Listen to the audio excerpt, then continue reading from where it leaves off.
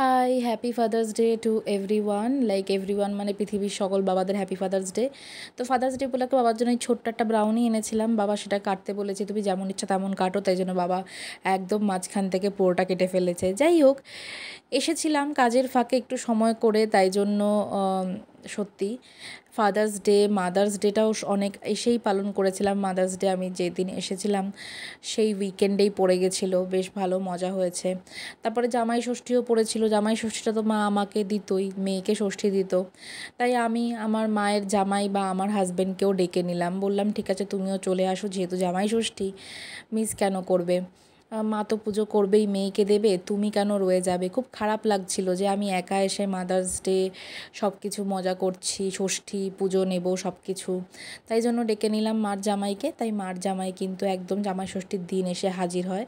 কিছু করার নেই, কারণ কি এই দিনগুলোই মজা মজা নয়, একটা ইম্পর্টেন্ট দিন। যদি আমি ওখানে পড়ে থাকতাম পুনেতে একা একা, কেউ তো আমাকে মাদার্স ডে ফাদার্স ডে এগুলো পালনও করতে পারতাম না, আর কেউ আমাকে ষষ্ঠীর ষাটের জলও দিত না, কেউ আশীর্বাদও করতো না, তাই না?